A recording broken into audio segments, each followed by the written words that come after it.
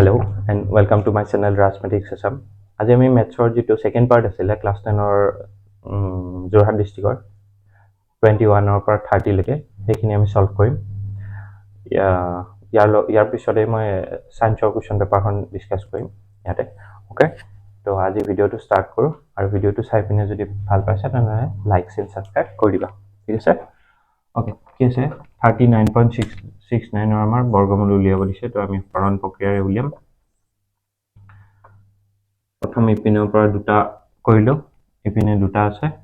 তেনেকে হল। যদি এনেকে থাকিলে হয় 369 দশমিক যদি ইয়াতে থাকিলে হয়, তো ফাৰ্স্ট আমি এই দুটা কৰিলো হয়, ইপিনে এটা বাকি থাকিলে এটাত কৰি দিল হয়। যদি এনেকে থাকিলে হয় 39693 যেনিবা, তো ফাৰ্স্ট এই দুটা তাৰপিছত এই দুটা তাৰপৰা এনেকে মনত ৰাখিবা। বৰ্গমূল উলিওৱাৰ সময়ত আমি প্ৰথমতে ইপিনৰ পৰা দুটা দুটাকে ভাগ কৰো, বাকি ইপিনে যেটা থাকে আৰু ৰৈ যায় সেইটো হ'ব। ওকে, ইয়াতে দুটা দুটাকে উলাই গৈছে ভালে। তো আৰু এটা ৰুল কি, ইপিনে যি সংখ্যা দিয়া ইপিনেও সেম সংখ্যা দিব লাগিব। তো ইয়াতে 1 দিলে 1, 2 দিলে 2, 3 দিলে 3, 4 দিলে 4, তো কি হ'ব 6 দিব লাগিব। 6 6 36 আছে, 3 টো বাকি নামি আহিব। এতিয়া চাবা দশমিক দিয়াৰ লগে লগে খেলিমেলি হোৱাৰ চান্স নাথাকে যদি তোমালোকে এই সৰু বস্তুটো মনত ৰাখা যে কি ইয়াতে 6 আছিল, ইয়াতে 6 আছিল। যে দশমিকটোৰ কাৰণে এতিয়া এই 69 টো বাহিৰ তললে নামিব পৰা নাই, হয় নাই? তো যেতিয়া দশমিকটোৱে দিগদাৰ দিয়ে দশমিকটো ক'ত দি দিবা, ওপৰলে দি দিবা। তো এই দশমিকটো গ'ল ওপৰত, তো এই 69 নামি আহিলে। ইয়াতে বৰ্গমূলত দুইটা জোৰা জোৰাকে নামি আহে, হ'ব? ওকে, আৰু এটা ৰুল কি, ইয়াৰ লগত 2 এটা পূৰণ হ'ব। ইয়াৰ মানে কি, এইটো যদি দুটা সংখ্যা থাকিলে, সাপোজ এইটো 16 যদি হল হয়, 16 যদি হল হয়, তেনে এককৰ ঘৰটোৰ লগত 2 এটা পূৰণ হয়, হ'ব? সদায় মনত ৰাখিবা। ইয়াতেতো এটাই সংখ্যা আছে, অংক এটাই আছে, 6 আছে, তো ইয়াৰ লগত পূৰণ কৰিলে কি হ'ব 12 হ'ব, হৈছে? বা বহুতে কি বুলি ভাবি লয়, যি সংখ্যা আছে সেইটোৱে যোগ হৈ যায়, এনেকেও ভাবি লয়। 6 আছে 6 লগত 6 যোগ হ'ব, 3 থাকিলে 3 লগত 3 যোগ হ'ব, তেনেকেও ভাবিব পাৰা। বা 2 এটা পূৰণ হল বুলি ভাবিব পাৰা, যে 6 লগত 2 এটা পূৰণ কৰি দিলো, তাৰপৰা এই 12টো পাই গলো, হ'ব? নেক্সট স্টেপত এবাৰ আমি 12 আৰু এইটো কৰিব লাগে। এতিয়া ইয়াৰ পাছত এটা নাম্বাৰ লাগিব আৰু সেই নাম্বাৰটো ইয়াতো দিব লাগিব। তাৰমানে কেনেকুৱা হ'ব, 1 আৰু 2 হৈ আছে নহয়, ইয়াতে 1 দিলে 1 দি পূৰণ কৰিছে বুলি লাগিব, 1 2 দিলে 2 ৰে পূৰণ কৰিছে বুলি লাগিব, 1 2 3 দিলে 3 ৰে পূৰণ কৰিব কৈছে। তাৰমানে ইয়াতে যি নম্বৰ বহাবা ইয়াতো সেম নম্বৰ বহাব লাগিব, হ'ব? তো এইকেইটাত নিমিলিব, এইটোত মিলিব। 3 3 গুণ 9, 3 2 6, 3 গুণ 3 আছে। তো ইয়াতে 3 হ'ব, ইয়াতো কি হ'ব 3 হ'ব, 3 6 9। তো এনসাৰ পালো 6.3, হ'ব? সেইটোৱে ভেৰি ইজি।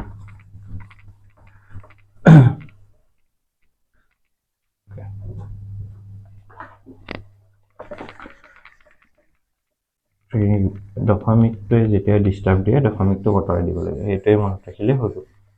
আৰু ইয়াতে জোৰা জোৰাকে আছে, হ'ব? হৰণ প্ৰক্ৰিয়াৰে বৰ্গমূল উলিয়াই এইটো নিয়ম।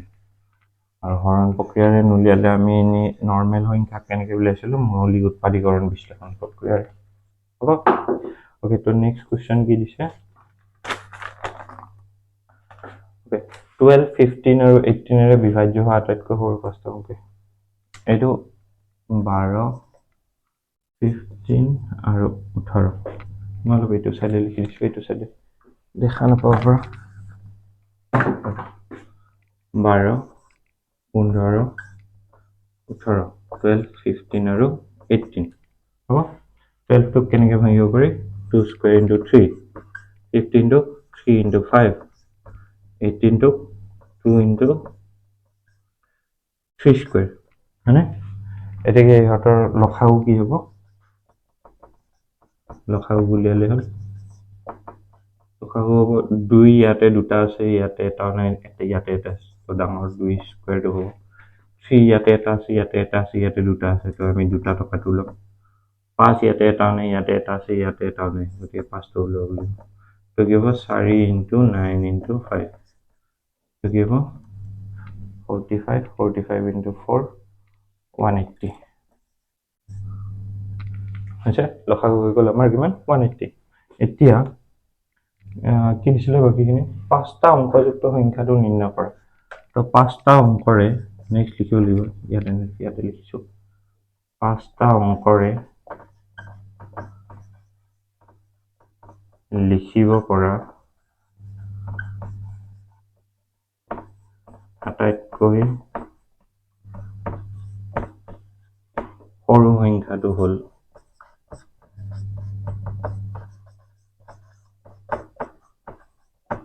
আটাইতকৈ সৰু সংখ্যাটো কি 5টা অংকৰ যেনে এটা অংকৰে লিখিব পৰা আটাইতকৈ সৰু সংখ্যাটো হ'ল 1 দুটা অংকৰে লিখিব পৰা আটাইতকৈ সৰু সংখ্যা হ'ল এইটো তিনিটা সংখ্যাৰে 100 চাৰিটা সংখ্যাৰে 1000 তো 5টা অংকৰে কি হ'ব 1000 হয় নহয় অংক মানে কি এইবিলাক যে একক দশক শতক হাজাৰ এইবিলাক আছিলে তো একক দশক শতক হাজাৰ এইবিলাকৰ পৰা একক ইয়াতে দশক ইয়াতে শতক ইয়াতে হাজাৰ তো ইয়াতে 10,000 হ'ব হৈছে তো 5টা অংকৰে লিখিব পৰা আটাইতকৈ সৰু সংখ্যাটো হ'ব এইটো এটা অংক দুটা অংক তিনিটা অংক চাৰিটা অংক 5টা অংক এনেকৈ সংখ্যাবিলাকত থকা যেনে 180ত কেইটা অংক আছে বুলি সুধিলে এটা অংক দুটা অংক তিনিটা অংক আছে হ'ব তাৰপাছত অ'কে নেক্সট কাম কি হ'ব 1000ক 10000ক 180ৰে ডিভাইড কৰ হৈছে 10000ক 180ৰে ডিভাইড কৰিলে মইতো আগতে কৈ চাইছিলোঁ যেতিয়া তো এইটো ওলাব 55.55 এনেকৈ ওলাব হ'ব এক্সেক্টলি 55.55 তেনেকৈ ওলাই থাকিব তো আমাৰ যিটো হৰণ কৰিলে এইখিনি ওলাল গতিকে আমি এই নাম্বাৰটো কি বুলি ল'ম 56 বুলি ল'ম কাৰণ 55.55ৰ ওচৰত থকা সংখ্যাটো কি 56 হয় নাই দশমিকৰ পাছত 50 পাৰ হৈ গৈছে নহয় গতিকে ওচৰত 56 আছে তো ওচৰত থকা অখণ্ড সংখ্যাটো কি হ'ব 56 আমি কি কৰিলোঁ প্ৰথমে এই গোটেইকেইটা সংখ্যাৰ পৰা লসাগু উলিয়ালোঁ লসাগু উলিয়াই আমি কি কৰিলোঁ 5টা অংকৰে লিখিব পৰা আটাইতকৈ সৰু সংখ্যাটো লিখিলোঁ সেইটো হ'ল 10,000ক আকৌ এই লসাগুটো দি কি কৰিলোঁ হৰণ কৰিলোঁ হ'ব 180ৰে 10,000ক হৰণ কৰিলোঁ হৰণটো তোমালোকে নিজে কৰি চাবা মই ইয়াতে নাই কৰা এইটো কিমান ওলায় 55.55 ওলাব 55.55টো কি হ'ব 56 হৈছে তোমালোকে এইটো লিখি দিব পাৰা 10,000ক 180ৰে হৰণ কৰি আমি পাওঁ 55.55 হ'ব মই এইখিনি মোহাৰি দিছোঁ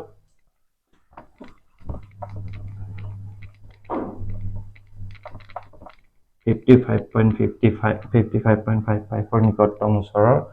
অখণ্ড সংখ্যাটো কি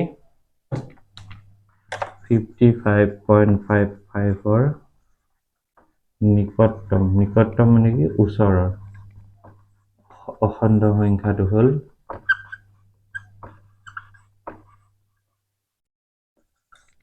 মানে গোটা নম্বৰ এটা লৈ লৈছোঁ আমি 55.55 নাই লোৱা 55 নাই লোৱা হৈছে গোটা অংকটো লৈ লৈছোঁ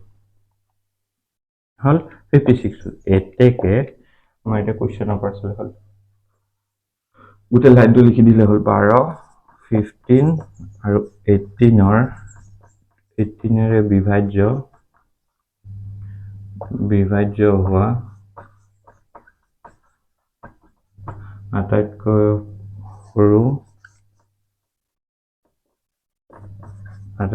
সৰু 5টা অংক বিশিষ্ট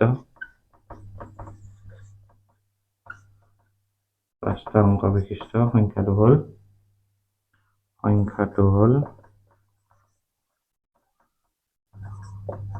কি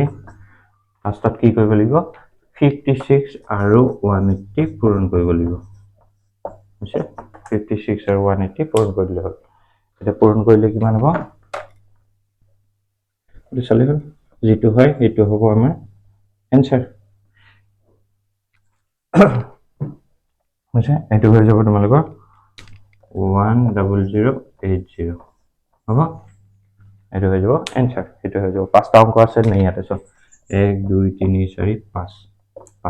হৈছে এইটোক তোমালোকে গোটেইকেইটা অংকৰে মানে 12ৰেও হৰণ যাব 15ৰেও হৰণ যাব আৰু 18ৰেও হৰণ যাব হৈছে আৰু এইটো অংকই ফাৰ্ষ্ট অংক যিটো 5টা অংকৰে আৰম্ভ হৈছে হ'ব 5টা অংকৰে আৰম্ভ হোৱা ফাৰ্ষ্ট সংখ্যা এইটোৱে যিটো এই তিনিওটাৰে হৰণ যাব হ'ব তো আমি কেনেকৈ গম পালো যে এইটো লসাগু উলিয়াব লাগিব বহুতে এইটো জানিব খুজিব পাৰে যে এইটো আমি গসাউ কেলে নুলিয়ালো তো যেতিয়া তোমালোকক দিয়ে গসাউ আমি যেতিয়া লসাগু উলিয়াও একচুৱেলি লসাগু উলিয়াওঁতেনো কি তোমাক যদি 2 আৰু 3 লসাগু উলিয়াব দিছে সাপোজ হ'ব তাৰ মানে কি তুমি যদি নেওতা কেইখন মাতা 2 নেওতা কেইখন মাতা 2 2 গুণ 4 2 3 গুণ 6 2 4 গুণ 8 10 এনেকে 3 3 6 9 12 15 এনেকে গৈ থাকিব হয় নাই তো এই নেওতা কেইখন মাতোতে আমাৰ ফাৰ্ষ্ট সংখ্যা যিটো মিলিছে এইটো কি মিলিছে 6 তো 2 আৰু 3 লসাগু কি 6 হ'ব তো আমি কি ক'ব পাৰো 2 আৰু 3ৰে হৰণ যোৱা ফাৰ্ষ্ট সংখ্যাটো কি 6 হয় নাই তো আমাক যেতিয়া প্ৰথম হৰণ যোৱা বুলি কয় দুইটা অংকৰে হৰণ যোৱা তিনিটা অংকৰে হৰণ যোৱা তেনেকুৱা যদি দিয়ে তেতিয়া সদায় আমি কি উলিয়াব লাগিব লসাগু উলিয়াব লাগিব হ'ব ভেৰি ইজি এই কনচেপ্টটো মনত ৰাখিলে তোমালোকে কেতিয়াও খেলি মেলি নকৰা যে কেতিয়া লসাগু উলিয়াব লাগিব কেতিয়া গসাগু উলিয়াব লাগিব হ'ব ওকে নেক্সট কুৱেশ্যন কি দিছে আমাক প্ৰুভ ডেট 7 এইটো প্ৰমাণ কৰিব দিছে এইটো অংকটো আমাৰ কিতাপতে আছে বা মই এনেকুৱা ধৰণৰ ডাইৰেক্ট কৰিও দিছিলোঁ এটা আহিব বুলি মই জানিছিলোঁ 23 কি আছিলে আমি ধৰা হ'ল কি আছে 7√2 - 3 এটা আমাক অপৰিমেয় দিয়া আছে আমি কি ধৰি ল'ম পৰিমেয় সংখ্যা বুলি ধৰি ল'ম বিৰুদ্ধভাৱে বুলি লিখিব পৰা শব্দটো বিৰুদ্ধভাৱে ধৰা হ'ল যে আকৌ a, b কি সহমৌলিক মানে কি কৈছিলো যেতিয়া দুইটাৰ মাজত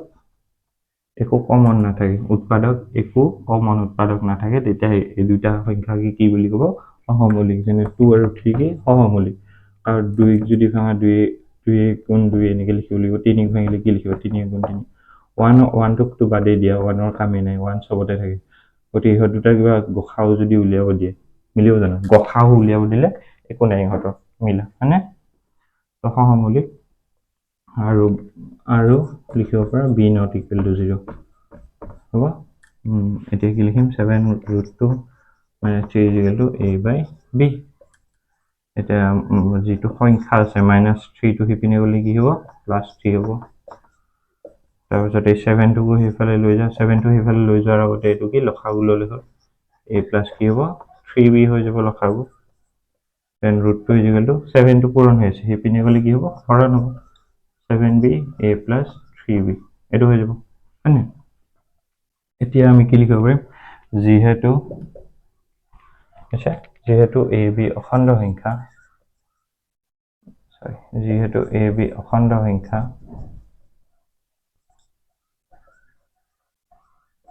এতেকে a plus 3b by 7b কি পৰিমেয় আছে a আৰু b যদি অখণ্ড সংখ্যাবিলাক কি আছিল যিবিলাক যোগও হ'ব পাৰে বিয়োগও হ'ব পাৰে সেইবিলাক চবকে কি বুলি কয় অখণ্ড সংখ্যা বুলি কয় হয়নে তো যদি সববিলাক অখণ্ড সংখ্যা হয় তো এইটো নিশ্চয় পৰিমেয় সংখ্যা কাৰণ যদি চোৱা তুমি ইয়াতে জায়গা 1 বা 2 বহাই দিয়া যিকোনো এটা a ৰ মান b ৰ মান যদি 2 3 4 5 মাইনাসত g প্লাসত বহাই দিয়া তো এই গোটেইটো কি হৈ যাব ভগ্নাংশত থাকি যাব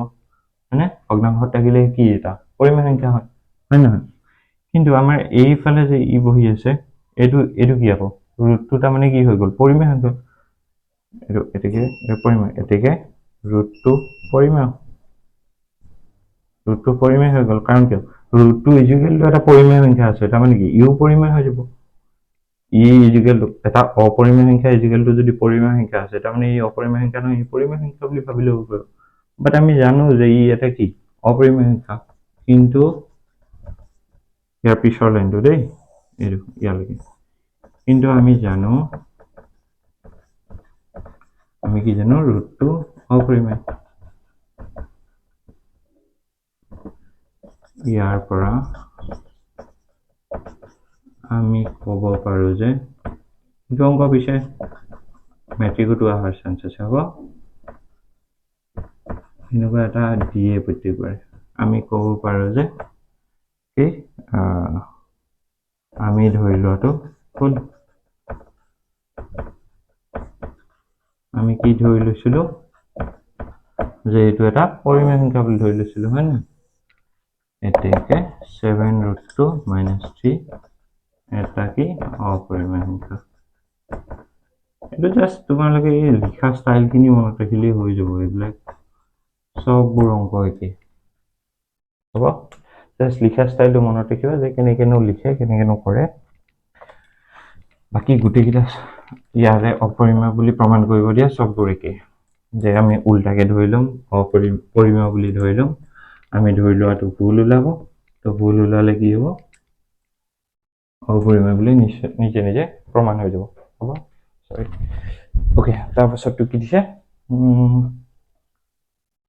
শূন্য দুটা সমষ্টি আৰু গুণফল দিয়া আছে ভেৰি ইজি এইটো মই কৈছিলোঁ যে এনেকুৱা এটা অহাৰ চান্স খুবেই বেছি আহিছে তো কি কৈছে আলফা আমি যদি ধৰি লওঁ লেট বা ধৰা হ'ল শূন্য দুটা কি আলফা আৰু বিটা হ'ল এটা আমাক আলফা প্লাস বিটা মানে শূন্য দুটাৰ যোগফল কিমান দিয়া আছে হৈছে আমাৰ -1/4 আৰু আলফা বিটা মানে কি কিমান দিয়া আছে 1/4 হয় না 1/4 তো এইটো হ'ল -b/a এইটো হ'ল c/a তো ইয়াৰ পৰা কি হয় therefore a = কি ইয়াতো a = 4 ইয়াতো a = 4 তো a = 4 b = কিমান ইয়াতো মাইনাস চিন আছে মাইনাস এটা মানে -b = -1 হৈ আছে মাইনাস মাইনাস কেনসেল গ'ল তো b = কি হ'ল 1 হ'ল c = কি 1 therefore required polynomials কি হ'ব বা নিৰ্ণেয় বহুপদটো কি হ'ব আমাৰ কি আছিলে ax² + bx + c আছিলে a এর মান কিমান পালো 4 তো a এর জায়গাত 4 বহাই দিয়া 4x² b এর মান কিমান পালো 1 মানে 1x লিখিব পাৰো বাট 1x নিলিখে লিখি ভাল নালাগে কাৰণ 1 টো সবতেই থাকে তো x লিখম c = কিমান 1 তো এইটো হৈ যাব আমাৰ উলিয়াব দিয়া বহুপদটো হ'ব তাৰপাছত দিছে 25 নম্বৰ কি ফিগাৰটো দিছে এটোৰ পৰা কৰিব দিছে ওকে এটো ভেৰি ইজি যে কি সঠিক দেখাব লাগে সঠিক দেখুৱা কনসেপ্টটো যেহেতু মই এটো চেপ্টাৰ বুজোৱা নাই এতিয়া লাগে এটো মনত ৰাখিবা এনেই মই দেখা দিছো বাৰু ডায়াগ্ৰামটো কেনেকৈ আছিল এইটো ওকে এটা ত্ৰিভুজ যদি এইটো থাকে এইটো ত্ৰিভুজ যদি এনেকুৱা থাকে হ'ব সাপোজ এই ত্ৰিভুজৰ নাম ABO এইটো ত্ৰিভুজৰ নাম CDO আছে এই দুটা ত্ৰিভুজ আমাক কোন দুটা ত্ৰিভুজ ABO আৰু ত্ৰিভুজ CDO যদি আমাক সদৃশ বুলি কৈ দিয়ে তেতিয়া মনত ৰাখিবা এই C কোণটো সমান হ'ব B কোণৰ মানে C কোণ = B কোণ উল্টাকে D কোণটো কাৰ লগত A কোণৰ লগত D কোণটো হ'ব A কোণৰ লগত এই কনসেপ্টটো যদি মনত ৰাখা তেতিয়া বহুত ইজি হ'ব এই অংকটোত সেইটো ইউজ হৈছে আৰু ৰৈখিক জুৰীয়া কোণ বিপৰীত কোণ এইবিলাক আমি ক্লাস 9 তে পাই আহিছিলো তো নাম কিটা কি দি আছে ইন্ডিয়া আছে P C B Q R A D S কোনখিনি 125 দিয়া আছে এইখিনি সরি এখানে দিয়া আছে 125 এখানে দিয়া আছে 70 হ'ব ওকে তো আমাক দিয়া আছে কোনখিনি এটো কিমান নম্বৰ 25 নম্বৰ ওকে দিয়া আছে ADO = 70 degree AOC = 125 degree উলিয়াব লাগে BOC আৰু OBC এটোৰ মান উলিয়াব লাগে আছে এই দুটা উলিয়াব লাগে তো আমি কি কৰিম ফাৰ্স্ট আমি এটো O আছিল এইটোৰ মান উলিয়াম BOC এৰ মানটো কেনেকৈ উলিয়াম আমি লিখিম এতিয়া নেক্সটটো ষ্টাৰ্ট কৰোঁ যে আমাক AOC প্লাছ এই কোণটোৰ নাম কি BOC ইজিকেল টু কিমান হ'ব 180 ডিগ্ৰী হ'ব কিয় ৰৈখিক জুৰীয়া কোণ মানে ৰৈখিক জুৰীয়া কোণ মানে কি যি দুটা কোণৰ মান যোগ হৈ পিনে 180 ডিগ্ৰী এইটো এডাল যদি এটা লাইন আছে ইয়াতে এডাল লাইন আৰু এডাল লাইনে কাটিছে যেনিবা তো এইটো যদি 125 হয় এইখিনি কিমান হ'ব 55 হ'ব কিয় এই গোটেইটো কিমান ডিগ্ৰী হ'ব লাগিব 180 ডিগ্ৰী হ'ব মানে যিকোনো এটা লাইন এডাল যদি লাইন আছে ইপিনে যদি কোনোবাই কাটিছে এই গোটেইখিনি কিমান হ'ব 180 ডিগ্ৰী হ'ব তো এটা যদি দিয়া থাকে এটা ভাগ যদি দিয়া থাকে এইটো ভাগ 180 পৰা মাইনাছ কৰি দিলে ওলাই যাব নাই তো সেইটোৱে এইটোৰ মান দিয়া আছে 125 plus BOC is equal to 180 degree therefore BOC is equal to কি হ'ব 180 minus 125 ইজিকেল টু 55 ডিগ্ৰী হ'ব তো এটা ওলাই গ'ল ওকে নেক্সট আমি কি কৰিম তো এইটো আমি পাইলো 55 ডিগ্ৰী এইখিনি আমি পালো 55 ডিগ্ৰী ওকে তো এই ট্ৰায়াঙ্গলটোত আহো হৈছে এইটো যদি 55 ডিগ্ৰী এই তলৰখিনিও মই এইটো বেলেগ কালাৰ যদি ইউজ কৰি দিওঁ এইটো যদি 55 ডিগ্ৰী এই তলৰখিনিও কি হ'ব 55 ডিগ্ৰী হ'ব এইখিনিও কি হ'ব 55 ডিগ্ৰী হ'ব তাৰ মানে আমাক যেটো BOC দিয়া আছে নেক্সট লিখি যাবা BOC is equal to AOD is equal to কিমান হ'ব 55 ডিগ্ৰী কিয় আমি লিখিব লাগিব বিপৰীত কোণ এই কোণবিলাক আমি ক্লাছ 9ত পাইছিলো কিন্তু হ'ব বিপৰীত কোণ মানে কি যেতিয়া দুডাল ৰেখাই কটাকটি কৰে ওপৰৰ কোণটো আৰু তলৰ কোণটো বা এই সাইডৰ দুটা কি হয় সমান সমান হয় মুখৰ কোণবিলাক কি হৈ যাব সমান হৈ যাব তো এই কোণটো আৰু এই কোণটো সমান এই কোণটো আৰু এই কোণটো সমান হ'ব তো এটা 55 ডিগ্ৰী হৈ গ'ল তো এই ট্ৰায়াঙ্গলটোত আমাৰ এতিয়া লিখিম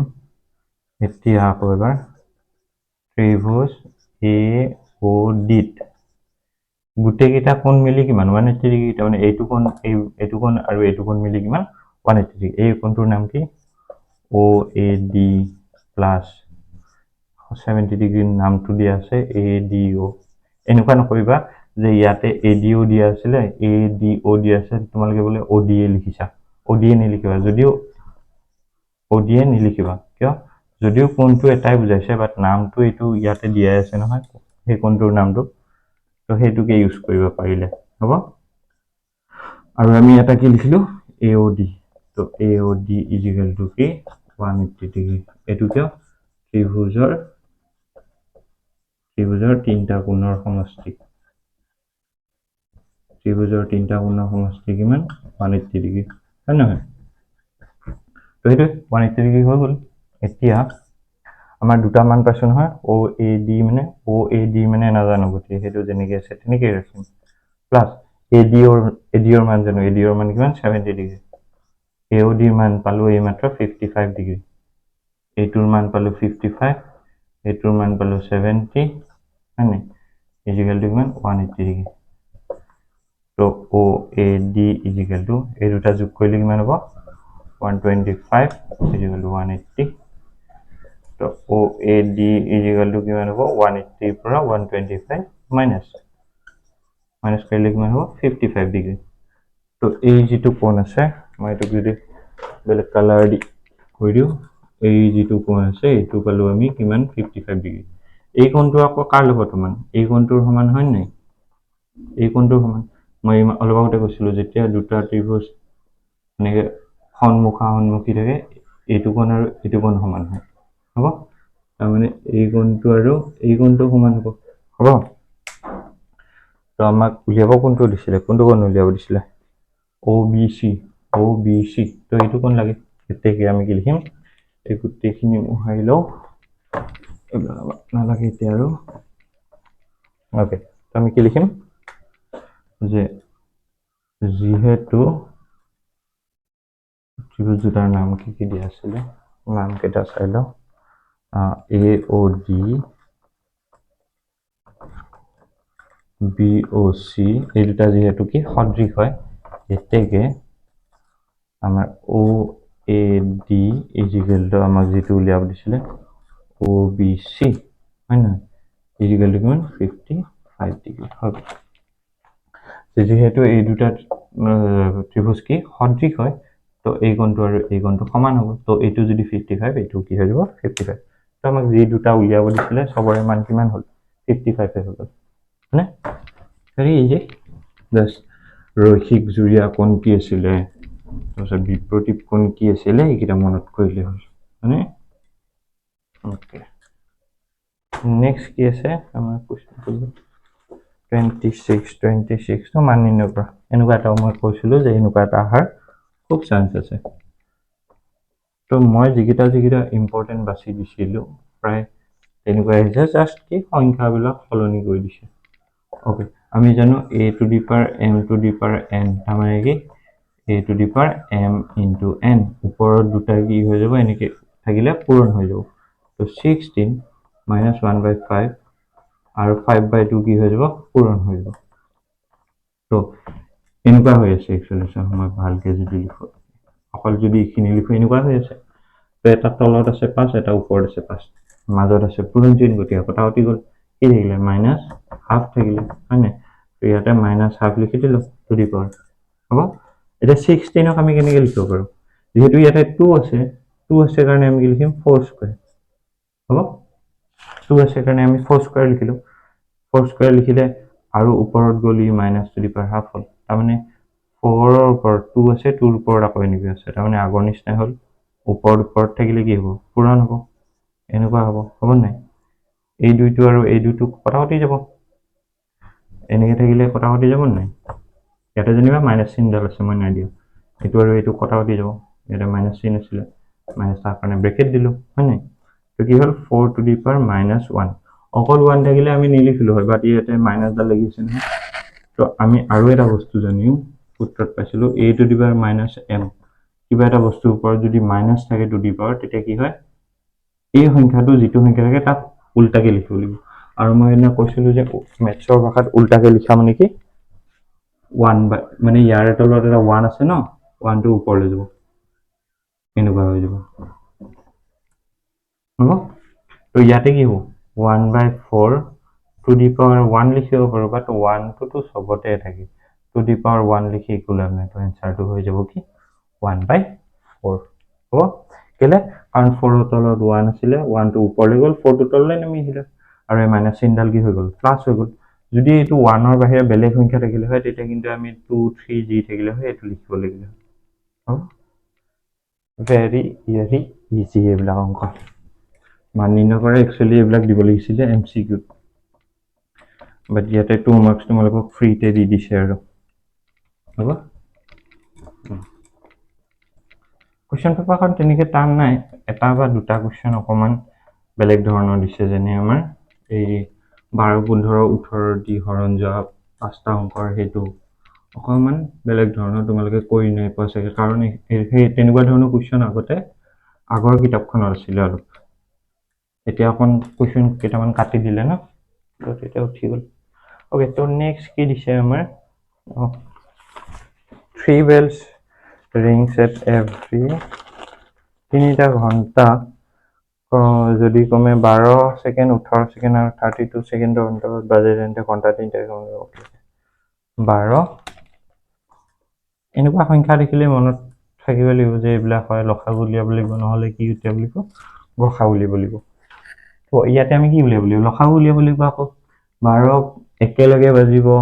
একে হৰণ যায় তেনেকুৱা সংখ্যা আৰু যেতিয়া সৰু সৰু সংখ্যা দেখিবা বেছিভাগ এটা ট্ৰিক্স মনত ৰাখিবা যেতিয়া সৰু সংখ্যা দিয়ে তাৰ মানে কি লসাগু উলিয়াব দিছে যেতিয়া যদি ডাঙৰ ডাঙৰ সংখ্যা দিয়ে তেতিয়া কি হ'ব গসাগু উলিয়াব দিব এই কনসেপ্টটো এই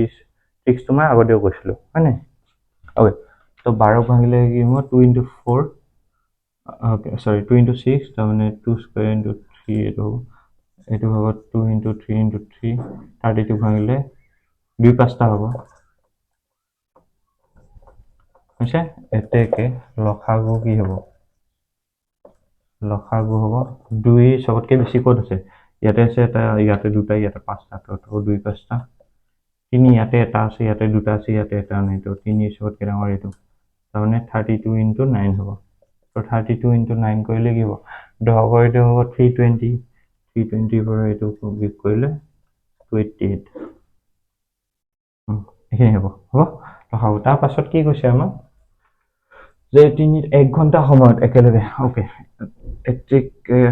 আৰু লিখি দিওঁ আৰু 1 ঘণ্টা ইকুৱেল টু 1 ঘণ্টা আমাৰ কিমান ছেকেণ্ডত পৰে 36000 ছেকেণ্ড ঘণ্টাটোক আমি কিহত উলিয়ালো ছেকেণ্ডত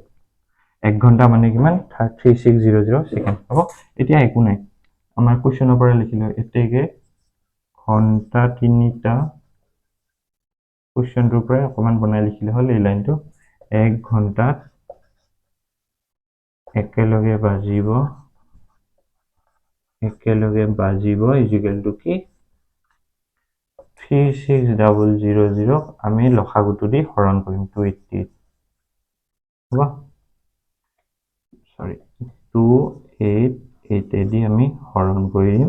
3600 তো এনসাৰ কিমান ওলাব এইটো মই কৈ চাইছিলো তো ওলাইছিলে 12.5 তো এনসাৰটো সেইটোৱে ইয়াতে আকৌ বেলেগকে কৰাৰ প্ৰয়োজন নাই আকৌ বোলে হৰণ পূৰণ যোগ বিয়োগ সেইবিলাক একো কৰাৰ প্ৰয়োজন নাই এইখিনিতে এনসাৰ হৈ যাব হ'ব তো ভেৰি ইজি এইটো যদি জানিলা হয় যে কনসেপ্টটো কেনেকুৱা হ'ব ওকে নেক্সট আমাৰ কি আছে নেক্সট আছে আমাৰ 28 নম্বৰ এইটো verify the relationship sorry 28 number 6x square plus x minus 2 মানে ইয়াৰ পৰা মান উলিয়াব দিছে আমাক কি 1 by alpha plus 1 by beta minus 2 alpha beta okay তো ফার্স্ট আমি কি উলিয়াম a is equal to 6 b is equal to 1 c is equal to minus 2 এটা আমাক কি লাগে alpha plus beta মান লাগে alpha plus beta মানে কি minus b by a b মান কিমান 1 আৰু মাইনাস ডাল আগতে আছে ইয়াৰ মাইনাস ডাল ইয়াত বহালা আৰু a মানে কিমান 6 এইটো হৈ গল আৰু alpha beta মানে কিমান c by a আছিলে তো c এর মান হল -2 আৰু a এৰ মান হল 6 ওকে তো এতিয়া আমি এটোৰ মান যেটো আমাক মান উলিয়াব দিছে হেতুত যাও 1 by alpha 1 by beta এটো লিখি ললা এতিয়া বুলি দি পিনে লিখি ললা আৰু তো ইয়াৰ লসাগু কি হ'ব আলফা বিটা তো ইপিনে কৰিলে beta plus alpha plus okay এটো হৈ গল এটোকে যদি আমি আকৌ এবাৰ ভালকে লিখো আলফা প্লাস বিটা লিখিব পাৰো এটো বিটা প্লাস আলফা আছিল আমি আলফা প্লাস বিটা কাৰণ কি 2 প্লাস 3 আৰু 3 প্লাস 2 একে आंसर হ'ব তো উল্টা পুল্টাকে কৰিব পাৰো আমি হয়নে তো এটা মানকিটা বহাই দিয়া ওকে এখিনি হল এটা মানকিটা বহাই দিয়া alpha plus beta মান কিমান -1/6 আছিলে এই alpha beta মান কিমান আছিলে 2/6 -2/6 আৰু পিনে আছিলে -2 into alpha beta মানে 2/6 এটো আমি ক্যান্সেল কৰিব পাৰিলো হয় 1/3 কৰি দিব পাৰিলো হয় বাট মই কৰা নাই হ'ব এই হৰণ চিনডাল যে আছিলে এডাল আমি কি কৰি দিম পূৰণ কৰি দিলে কি হ'ব তলৰ যেটো ভগ্নাংশ আছে তাৰে এটো খলনি হৈ যাব উপৰটো তলত নামিব তলৰটো কি হ'ব ওপৰত যাব এটো হৈ যাব এটা এডাল ব্ৰেকেট দি দিও মাইনাস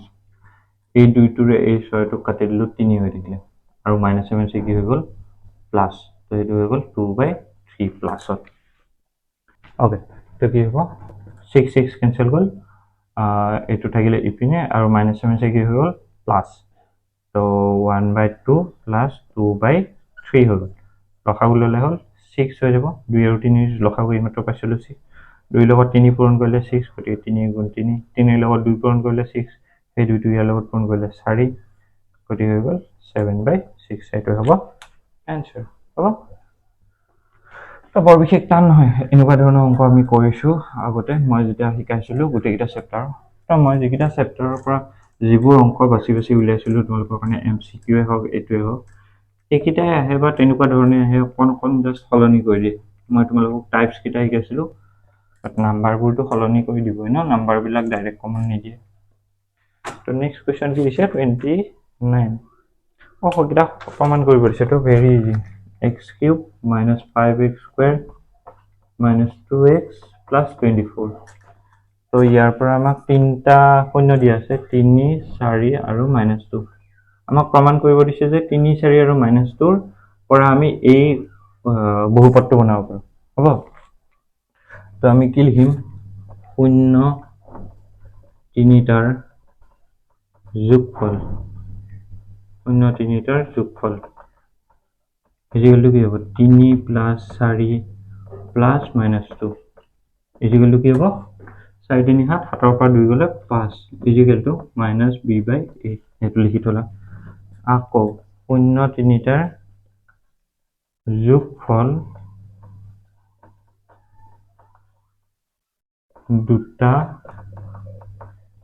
দুটাকৈ ধৰি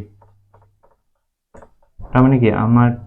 যেটা ত্ৰিপদ বহুপদ আছিলে ত্ৰিঘাত বহুপদ আছিলে কি আছিলে alpha beta plus beta alpha plus alpha gamma এনেকুৱা আছিল নাই এনেকুৱা আছিল নহয় তো আমি হেতুকে এনেকে লিখিছো যেনিবা হ'ব কাৰণ শূন্য তিনটা এটা আলফা বিটা গামা নহয় এইকিটা হে তো ইজিকেলটো কি হ'ব 3 পূৰণ 4 প্লাস 4 পূৰণ -2 প্লাস -2 into 3 কিমান হ'ব 12 4 2 গ'লে 8 এটো হ'ব 6 তো কি হ'ব 12 ৰ পৰা 14 গ'লে কিমান হ'ব -2 হ'ব ইজিকেলটো c/a আছিল আৰু কি হ'ব 0 তিনিটাৰ পূৰণফল 0 তিনিটাৰ পূৰণফল কি হ'ব 3 into 4 into -2 মানে কি হ'ব 4 3 গুণ 12 12 গুণ 24 ইজিকেলটো কি আছিল -b/a তো ইয়াৰ পৰা চোৱা ইয়াৰ তলটো 1 আছে ইয়াৰ তলটো 1 আছে ইয়াৰ তলটো 1 আছে তাৰমানে আমি গম পালো এতেকে কি a ইজিকেলটো কি 1 হল b ইজিকেলটো ইয়াৰ পৰা কি পাবা b ইজিকেলটো কি পাবা -b ইজিকেলটো 5 -b ইজিকেলটো 5 তাৰমানে মাইনাস যদি দুইটাকে ইনটু কৰি দিলে বা মাইনাস ডাল ইফালে গ'ল বুলি ভাবি ল'বা সিম্পলি b ইজিকেলটো -5 হ'ব তো তেনে বলো এটা এইটোৰ পৰা c ইজিকেলটো কিমান c ইজিকেলটো তেনেকে -2 আৰু d ইজিকেলটো কিমান দুইফালে মাইনাস আছে মাইনাস মাইনাস কেনসেল যাব এটাকে d ইজিকেলটো হ'ব 24 হ'ব এইটো এটা আলফা বিটা গামা যদি পালো এটাকে নিৰ্ণয় অকমান মহাই দিছো এইখিনি এটাকে নিৰ্ণয় বহুপদটো এটাকে বা বহুপদটো বুলি লিখি দিও বহুপদটো কি হ'ব আমাৰ ত্ৰিঘাতৰ আছিল এইটো bx square plus cx plus d এর জায়গাত এর মান বহাই দিয়া এর মান কিমান লৈছে 1 তাৰ মানে ax square মানে x square sorry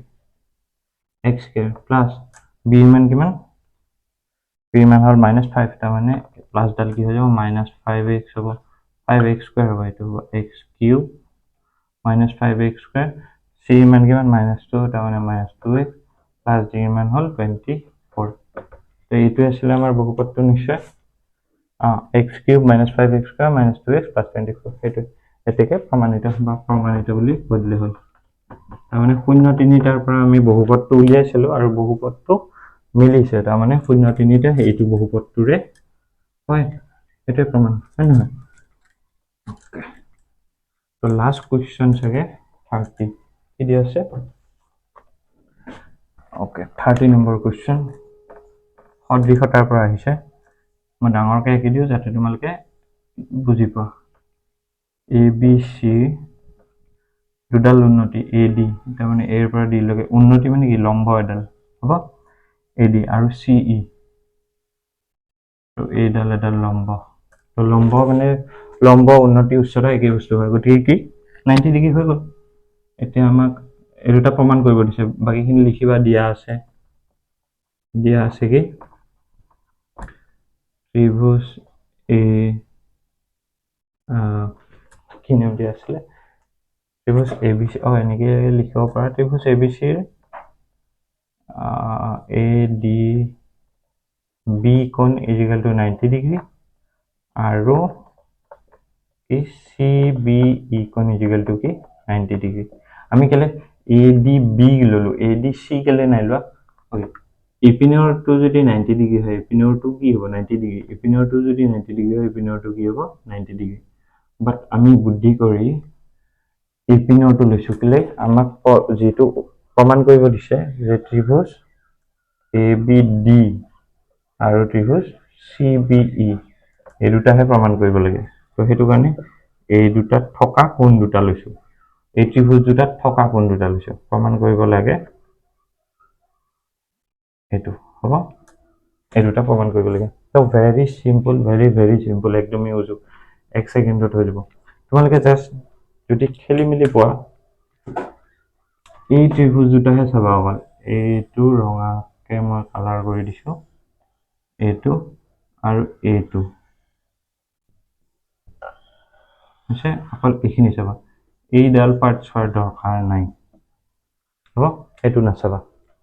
আমি যদি প্ৰথমতে থিয়কে থকা ত্ৰিভুজটো চাওঁ, এইটো ত্ৰিভুজৰ কোনটো কোণ 90 ডিগ্ৰী, এইটো কোণ 90 ডিগ্ৰী। তো আমি কি লিখিম এতিয়া বা প্ৰমাণ যি বুলি লিখা, ত্ৰিভুজ ABD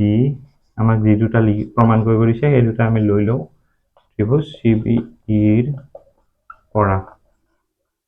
হৈছে, আমাক যি দুটা প্ৰমাণ কৰিব দিছে সেই দুটাকে লৈ লৈছোঁ। ইয়াৰে আমি কোন দুটা কোণ 90 ডিগ্ৰী পাইছোঁ, ADB কোণটো 90 ডিগ্ৰী পাইছোঁ, ইজিকেল টু CEB কোণ, এইবিলাক কি দুইটা 90 ডিগ্ৰী হয় নাই? তো 90 ডিগ্ৰী হৈ গ'ল। এতিয়া আৰু এটা কোণ লাগিব, কাৰণ সদৃশতাৰ চৰ্তত এটা বেলেগ চৰ্ত পায়, যেনে আমাৰ সৰ্বাংগ সমতাৰ 4টা চৰ্ত আছে। সদৃশতাৰ চৰ্ত আমি এটাই ইউজ কৰোঁ, বেছিভাগ আছে ইয়াতো 4টা, বাট আমি এটাই ইউজ কৰিম, কোন কোন AA। তো দুটা ত্ৰিভুজৰ যদি কোন কোন দুটা সমান হয় তেনেহ'লে সেইটো সদৃশ, এইটো ভেৰি ইজি হৈ যায়। সৰ্বাংগ সমতাতকৈ বেছি ইজি, কাৰণ ইয়াতে দুটা কোণ বিচাৰিব লাগে, সৰ্বাংগ সমতাত 3টা বস্তু বিচাৰিব লাগে। অ'কে, তো যেতিয়া তুমি এই চিত্ৰ দুটা চোৱা, এটা ট্ৰাইংগল আছে এনেকে আৰু এটা আছে এনেকে, এটা আছে এনেকে, তো এটা আছে এনেকে, এটা আছে এনেকে। তো এই যেতিয়া দুইটা আঁকি আছো বা দুইটাৰ নাম বাৰে বাৰে কৈ থকা, যদি ABD CBE, তো ইয়াতে এটা বস্তু কমন আছে, কোনটো আছে? B2। এই ডায়াগ্ৰামটোতো এই কোণটো আছে, চোৱা এই কোণটো এই ত্ৰিভুজটোতো আছে আৰু এই ত্ৰিভুজটোতো এই কোণটো আছে। আৰু যদি কৈও থকা ABD B কোণটো আছে, CBE B কোণটো আছে। তো দুইটা ক্ষেত্ৰতেই দুইটা ট্ৰিক্সেদি গম পাই যে বি কোণটো এই B কোণ ইজিকেল টু B কোণ দুইটা ত্ৰিভুজতে আছে। তো এইটো কি হ'ব? সাধাৰণ কোণ। এতেকে কি ত্ৰিভুজ ABD ত্ৰিভুজ CBE প্ৰমাণিত। ইয়াতে ব্ৰেকেটত লিখিব লাগিব চৰ্তটো AA চৰ্ত মতে বা চৰ্ত অনুসৰি হ'ব। তো এইটো আছিলে। এবাৰ থেলছ উপপাদ্য নাহিলে, থেলছ উপপাদ্যটো বহুত বেছি ইম্পৰ্টেণ্ট হয়। থেলছ উপপাদ্যটো মেট্ৰিকত বা টেষ্টত অহাৰ খুবেই